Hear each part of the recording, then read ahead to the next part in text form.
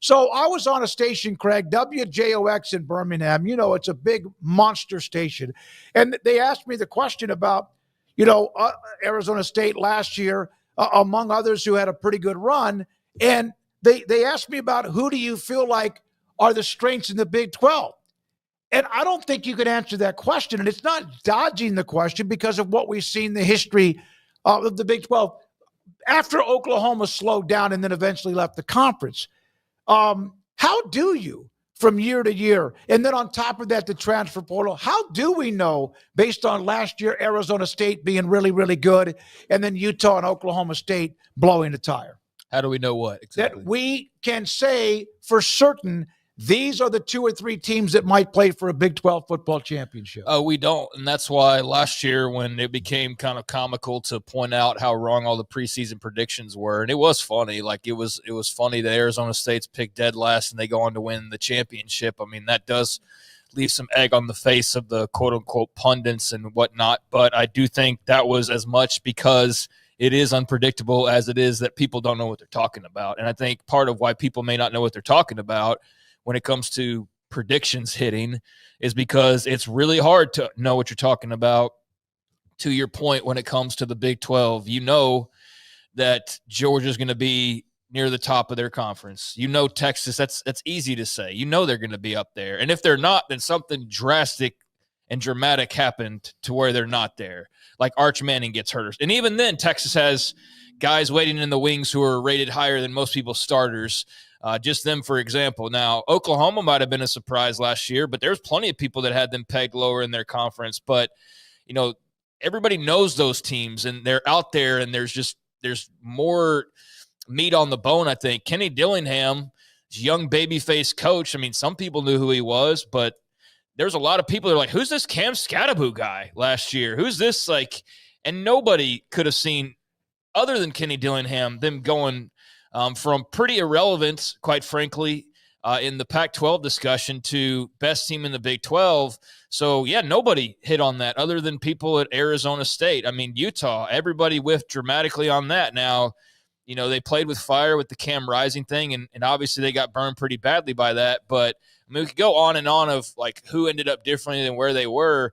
But I just think that, it's really hard to peg because I think the teams are pretty equal overall. I think there might be some slight talent advantages here and there, but I don't think anybody's got such inherent advantages as a Texas did or as an Oklahoma did that it's easy to say they're going to be in the top 3 to 5 of the conference every year. And when you have so many teams and unbalanced schedules and a lack of familiarity, I mean, there's 8 new schools in the last 2 years. Mm-hmm. How's everybody supposed to just fully know, BYU's this and that, and then Arizona's this? I just think there's too much new and there's too much of a balance to ever really feel like, oh, this is the team that's going to be consistently in the top 3 every year. So, yeah, it's hard to project, but that's also what makes it fun, right? Big 12 fans, the fun is that everybody can beat everybody, and it doesn't help your playoff chances necessarily. It's probably better to have a more of a juggernaut team that can just race to the playoff. But if you just love chaos and tight races and unpredictable games, and the Big 12 is your conference because everybody's looking eye to eye. There's no looking down or looking up going on. Yeah, I don't think there's an answer. And I've traded back and forth with some of you who are, I say some of you, a couple of you over the last month or so, even longer, about how you position. For example, Utah, Oklahoma State last year, they're the ones that dropped and it was unexpected. Maybe we should have seen signs. I don't know. Then you had, of course, the great run by Arizona State. BYU's run was surprising, too.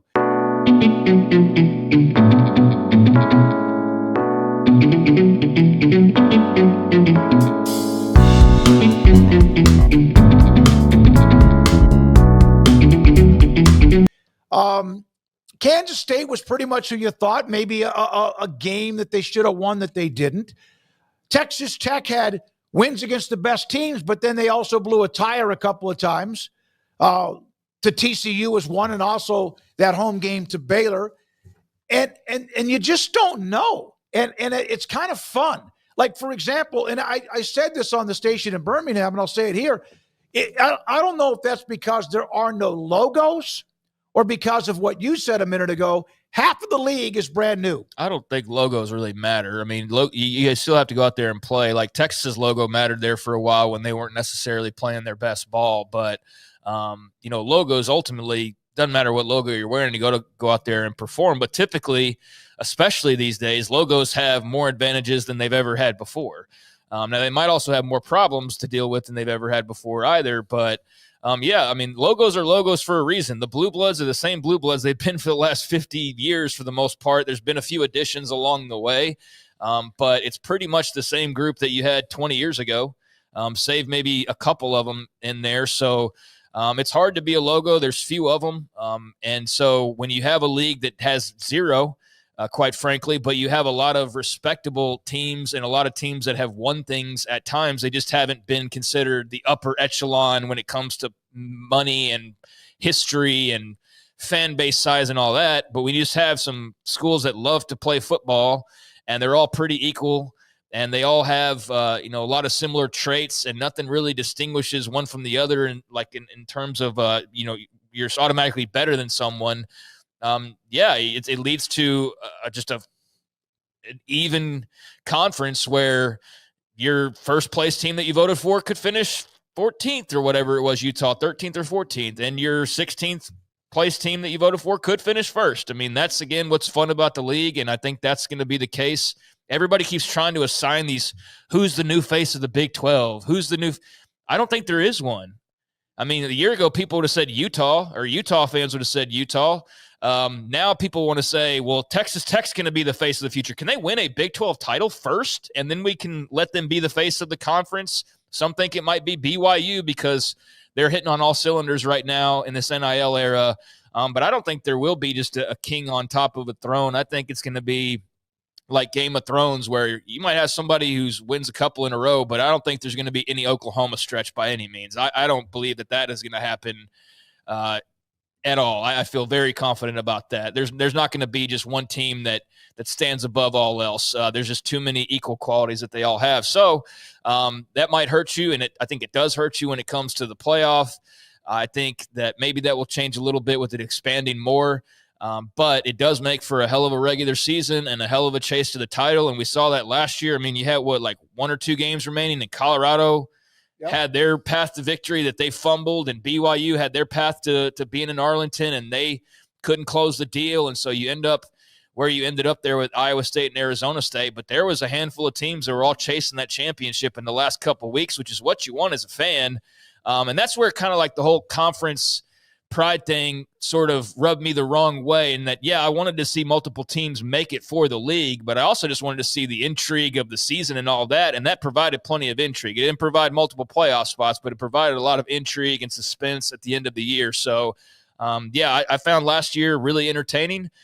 They do have to worry about the postseason and the money and all of that, but I mean, just from a football standpoint, it's a very fun league to cover and a very unpredictable league to cover. And I think the polls will come out this year, and guess what everybody's going to do? They're going to put Arizona State's going to be near the top. Yep. Right?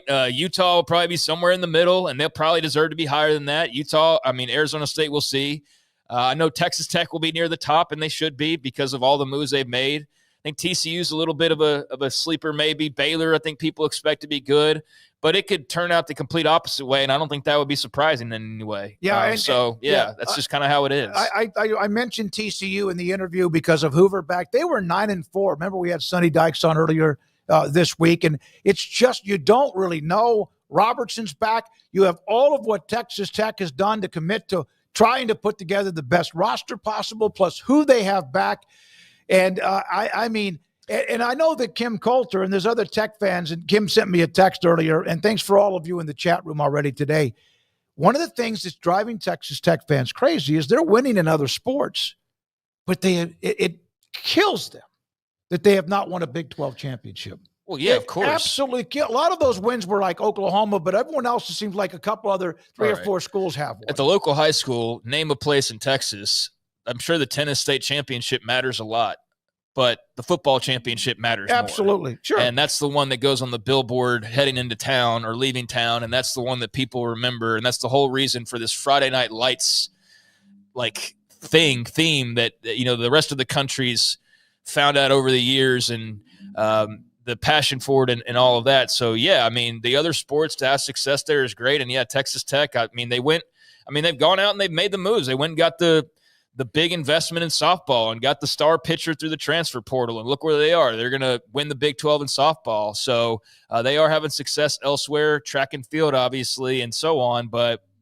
yeah, you don't have a Big 12 football title. And that's I know that place. The other stuff people really love. They love all their sports, but football is king. Yep. It's Texas. It's football is king. Absolutely. And especially for a program that's knocked on the door and been pretty close, but never had the door open up.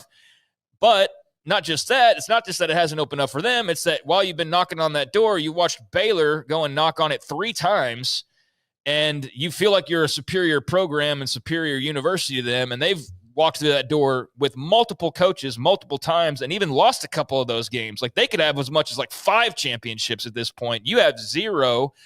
You've seen TCU jump into the league, and what happens? They didn't win the Big 12, but they made the playoff, eventually years later. And they've split a Big 12 title with Baylor back in 2014. So they've even accomplished that. Arizona State comes in year 1. They're like, what's the big deal, Tech? This is easy. Like, we rolled in and just won it right out of the gates, right? So, I mean, yeah, that's going to chap your hide a little bit. You don't like seeing that 0 in any category, but especially when it comes to something as important as football. So, yeah, that would be priority number 1. Like, forget the playoff talk and forget, any other big picture thing. I think goal number 1, win the Big 12, and then the playoff will follow and all that comes with that. I mentioned the quarterbacks because the conference has a lot of really good quarterbacks, and some that maybe they need to do a little bit more to be a part of, maybe, if you want to say, an upper echelon. But Paxton, I know you might have heard the segment. I did mention Avery Johnson in Kansas State. I absolutely did. And then what made me think about the Big 12 and how kind of fun, and yet it's hard. It's not a conference I would want to bet on. Just because you don't mention a school doesn't mean you're overlooking a school. But I did mention Avery Johnson in K-State. It's not a conference you want to bet on. I mean, unless you just love gambling that much and love losing money, because I think it is pretty unpredictable.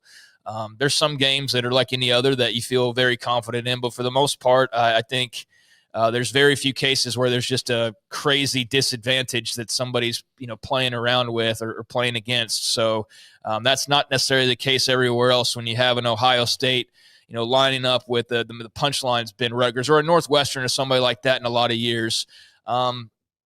Houston can jump up and beat somebody at the top of the conference and did give trouble to a lot of teams, and they were expected to be terrible. Or even Utah, I mean, I think that was a little bit of an anomaly. I think that was also probably them being a little bit overhyped rolling in because they'd won the Pac-12 a couple times.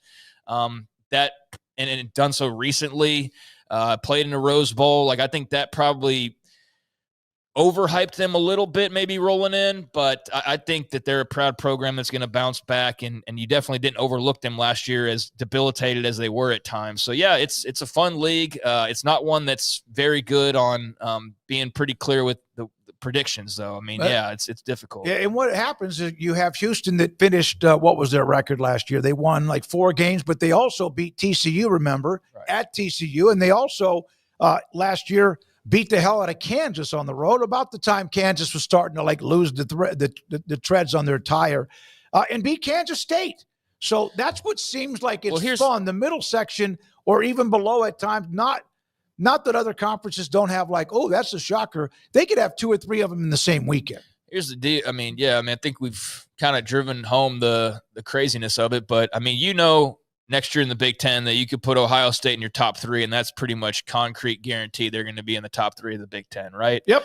You could put Oregon up there, probably put Michigan up there, and then there will be a team that's hanging around that is better than they were maybe the year prior. Like Washington jumps up and is good again, but you can like bank on Ohio State's going to be near the top, and you can bank on an Oregon or a Michigan's going to be near the top. You go to the SEC, dude, you can bank on Georgia's going to be up there for 2 decades. You could bank on Alabama being like 1 or 2.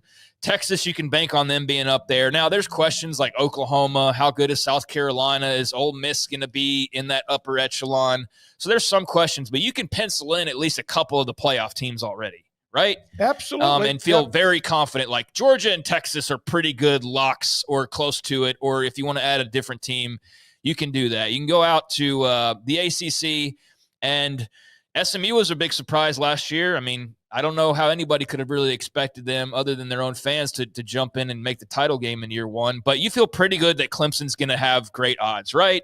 You feel pretty good that for a while there, Florida State or Miami would be up there near the top of the odds. It's a little bit more of a question mark because last year was just so funky with SMU rolling in and then Florida State just falling off the map entirely. But if you want to go ahead and project your playoff team, you can pretty confidently say, like, I think Clemson will be in the playoff next year and then maybe this B team.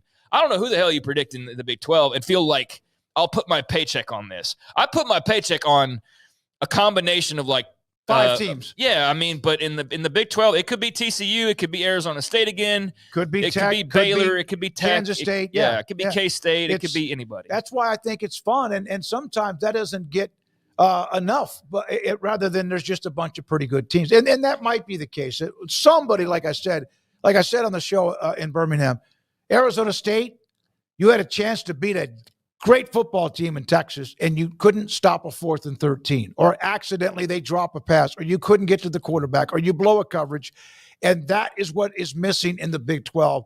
More of those type wins rather than some of everything else. Appreciate your time today.